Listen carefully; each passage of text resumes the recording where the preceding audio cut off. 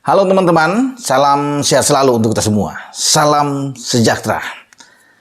Arsenal, ya, artinya melepas kutukan mereka, mimpi buruk mereka ketika harus berhadapan dengan tim yang menjadi momok selalu. Sulit mereka kalahkan, ya, Manchester City.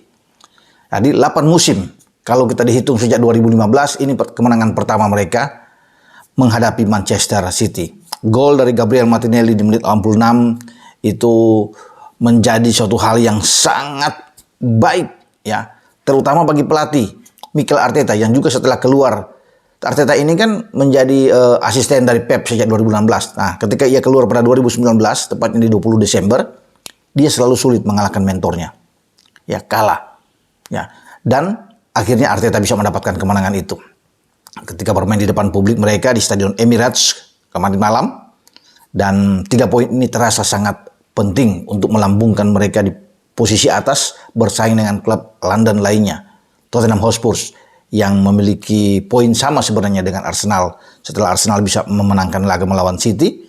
Ya, bagaimana Arsenal sekarang dengan 20 poin dalam 8 pertandingan, 6 menang dan 2 imbang, sama juga dengan Spurs, tapi mereka memang hanya kalah dari produktivitas gol. Kalau dari gol, ya, selisihnya sama, masing-masing punya 10 plus, tapi Spurs ada di atas di peringkat pertama saat ini, itu dengan memasukkan 18 kemasukan 8. Arsenal memasukkan 16 kemasukan 6. Itu saja yang membedakan. Nah, bagi City, ini menjadi kekalahan kedua secara back to back setelah kita tahu bersama. Pada pekan sebelumnya mereka kalah dari Wolves. Dan memang sangat memukul bagi Pep Guardiola yang datang ke Emirates untuk bisa meraih hasil positif. Lalu melihat juga dari statistik dari semua aspek, ini sebenarnya pertandingan yang bisa berakhir imbang sebenarnya. Draw sebelum ada gol Martinelli ketika ia masuk di babak kedua. Nah, kita lihat bagaimana Arsenal melepaskan 12 tembakan, 2 on target, 1 menghasilkan gol. Ya. Sementara bagi City, ini agak sulit untuk bisa menembus pertahanan yang kuat dari Saliba yang bermain sangat baik, kemudian ada Gabriel, Zinchenko sebelum keluar. Di babak kedua ada Ben White. Ini pemain-pemain yang bagus untuk bisa menjaga pertahanan bagi Arsenal di samping menjaga gawang David Raya. Ya. Dan hanya 4 kali sepanjang pertandingan City melepaskan tembakan. Ya, yang termasuk tergolong saya pikir kecil bagi City yang selalu saya pikir untuk bicara penguasaan bola, percobaan menembak mereka selalu tinggi, apalagi dengan on target. Nah, kali ini mereka menghadapi kesulitan menghadapi Arsenal hanya 1 kali. Mereka bisa mendapatkan on target. Penguasaan bola pun City hanya 51%. Ya, berarti ini beda-beda tipis dan imbang lah dengan Arsenal 49%. Nah, menarik di sini selain Arsenal harus bisa menunggu 8 musim, ya, untuk bisa memenangkan laga ya sejak 2015 melawan City. 4 pemain yang dimainkan oleh Mikel Arteta itu semua punya peran penting untuk menghadirkan gol dari Martinelli di menit 86. Jadi Martinelli itu masuk di babak kedua. Kai Havertz, kemudian dengan Tomiyasu, ya, dan juga dengan Thomas Partey. 4 pemain ini yang dimasukkan. Dan 4-empatnya semua punya peran. Bola itu berawal dari Thomas Partey, dari belakang, melambungkan bola ke depan. Ya. Di sana ada Tomiyasu. Tomiyasu memberikan bola kepada Kai Havertz. Kai Havertz itu dengan tenang kemudian mendorong bola ke arah Martinelli yang melepaskan tembakan, sebenarnya ini tembakan yang mengena badan, ada deflection. 4 pemain City berdiri di depan Martinelli sebelum bola mengena di badan dari Nathan Ake dan berubah arah. Ya, bola itu berubah arah, berbelok, ya, mengecoh penjaga gawang Ederson Moraes. Nah, 4 pemain City yang berdiri di depan, selain Nathan Ake itu mungkin ada Foden di sana, ada Walker, ada Ruben Dias. Tapi bola itu sulit memang kalau kena deflection dan berubah arah. Inilah menjadi gol kunci, ya, untuk memupus, ya, saya bilang kutukan mimpi buruk bagi Arsenal kalau ketemu dengan Manchester City. Nah, 2 klub London di atas sekarang tidak terkalahkan. Ini menjadi satu hal yang baik. Ya, apakah ini juga pertanda bahwa pada musim ini, ya, bagaimana dominasi City dalam 3 musim terakhir yang selalu juara, ya, ini akan putus. Ya. Kita masih jauh memang, baru 8 pertandingan. Tapi City sudah 2 kali kalah dalam 8 laga. Ini menjadi peringatan tentunya bagi Pep dan pasukan City, tertinggal 2 poin di belakang Spurs dan juga dengan Arsenal. Ya. Dan Liverpool dalam pertandingan lain sayang membuang kesempatan ketika di Falmer Stadium menghadapi tuan rumah Brighton, sempat tertinggal dengan 1 gol melawan dari Adingra. Tapi kemudian di babak pertama sebelum berakhir babak pertama, Muhammad Salah mencetak 2 gol. Ya, bagaimana mendapatkan umpan dari Nunes, kemudian bola dibuka oleh Harvey Elliott dan akhirnya Salah bisa mencetak gol ya dengan kaki kirinya, dan ada penalti di sana saat Szoboszlai ditarik oleh pemain belakang dari Brighton.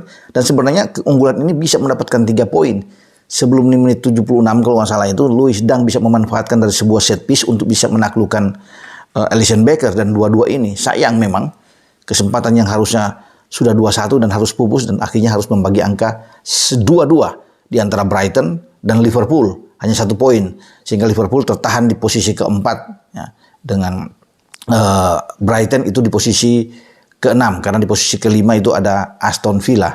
Nah, menarik juga bahwa Aston Villa itu bermain imbang dengan Wolves ya, sementara itu West Ham juga bermain imbang dengan Newcastle 2-2. Nah, selisih poin antara Liverpool dan Brighton sebenarnya termasuk dengan Aston Villa itu hanya 1. Kalau bisa dilihat 17 dan 16 ya. Liverpool juga ke City juga hanya terpangkas dengan 1 poin ya. Jadi memang menarik. Kalau bisa dilihat masih seru.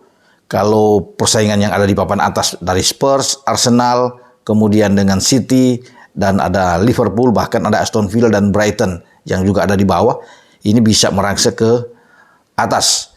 Dan bagaimana kesempatan bagi tim-tim lain untuk bisa menerobos, termasuk bagi Chelsea yang sudah memenangkan 2 laga, kemarin juga saya sudah bahas, yaitu secara back to back juga mereka bisa memenangkan, tapi mereka sekarang masih tertahan di posisi ke-11, termasuk dengan MU yang sudah memenangkan laga dengan susah payah kemarin, dan akhirnya ada di posisi ke-10, nampaknya memang agak berat, tapi tentunya ini satu hal yang bagus bagi Chelsea, dan MU sudah mendapatkan kemenangan untuk bisa melihat mereka bisa masuk lagi menerobos di 10 besar.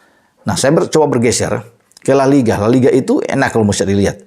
Ya, Bellingham bisa membuat brace ketika mereka bisa memenangkan lawan Osasuna dengan 4-0. Ya, ada Jose Lu yang juga bisa membuat gol, dan Madrid, Los Blancos, itu sekarang ada di atas.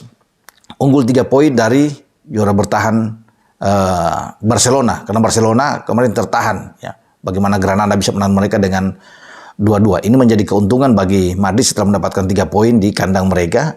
Ya, mereka ada di atas, tetapi di bawah mereka ada klub yang luar biasa, penuh kejutan, Girona. Girona kemarin menang 1-0 atas Cadiz ketika mereka tandang. Ini tim yang di luar dugaan, berada di antara persaingan Madrid dan juga Barcelona, dan mereka ada di sini. Hanya 2 poin di belakang Madrid. Ya, mereka luar biasa, nah 1 poin mereka unggul di atas Barcelona. Jadi persaingan di papan atas La Liga juga ini sangat seru, tapi sayang ya kemarin Barca tidak mampu bisa mendapatkan 3 poin untuk terus bisa berada di menekan Madrid, dan bahkan mereka mungkin bisa memimpin klasemen. Tapi dengan 3 poin ini membuat Madrid sekarang ada di atas angin. Ya, bagaimana mereka sekarang sudah memimpin klasemen di La Liga. Nah, kita akan tunggu nantinya. Pasti persaingan masih akan terus berlangsung, masih sengit ya, baik di IPL termasuk juga di La Liga. Oke, dengan saya Bung Ropan. Dan jangan lupa juga nanti di akhir pekan untuk La Liga khususnya akan ada big match di antara Chelsea Arsenal. Ini luar biasa, derby sama London. Dan kita akan tunggu duel juga antara Manchester City menghadapi Brighton.